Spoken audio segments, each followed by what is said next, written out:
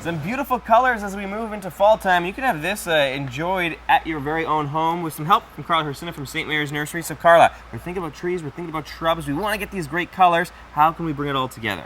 Well, right now it's the perfect time to sort of step in your yard, evaluate where you're seeing your greenery. If we're looking at cedars and spruce and evergreens that are going to carry us through the winter, now is the perfect time to take a look at your yard and see where you're lacking in color. And what we did was we went around the garden center and we found beautiful shrubs that are pre-existing, but look at the autumn colors. Like, you get these pops of colors that are in your garden that give you that wow factor. These are very beautiful. Now, Carla, do they look like this all the time, or is it just because we're in that season now and they're starting to change colors? Normally they're green. Everything that you see that's on this color palette around us right now is normally green throughout the spring to the summer. And then as the temperatures cool, your sugars and starches start to change in your leaf tones, and that's why you're seeing this color palettes.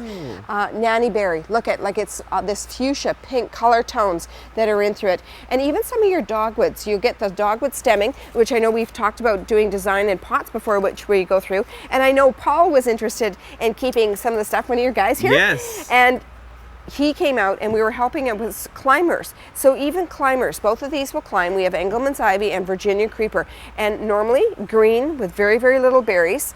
And they will go this flaming. Because just imagine, he's going to have this beautiful wall of red at some time when it starts to mature. So that's so nice. Yeah, and take a look at it too, because even with this in here, this one it's a gorgeous plant. It's called sumac tiger eyes.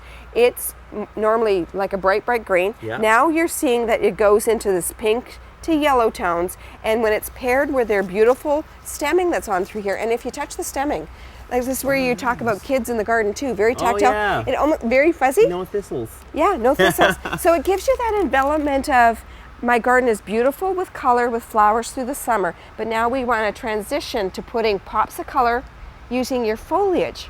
And I think this is a good opportunity to talk about how it really helps to chat with a professional, because this is a lot of fun creating your own garden, but maybe you're not planning ahead and thinking about this stuff in the springtime. You're like, all right, green, bright, full, but you're not thinking ahead to fall, and you don't really know how these things are going to be changing color. So when we come to St. Mary's Nursery, you're always, you and the staff here are always available should we need to get that sort of extra touch of expertise to know what we're looking for, what we're shopping for.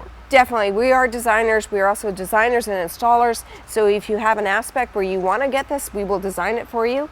So, but even still, if you want to put pops of color and you already have pre-existing, get a little snapshot. We all have our phones and cameras. Cool. Bring us a little scan of your yard and we can say, hey, you have an opening here. Let's give you a nanny berry. So we can give you a pop of pink or a pop of red in your garden. Nice and easy. Love the idea. Carla, thanks so much. You're very welcome. If you want to get in touch with Carla Hersina or any of the great folks here at St. Mary's Nursery, go to the BT website, breakfasttelevision.ca, so we can connect you. Taking a little break, but still plenty more to show you this morning as we tour around St. Mary's Nursery.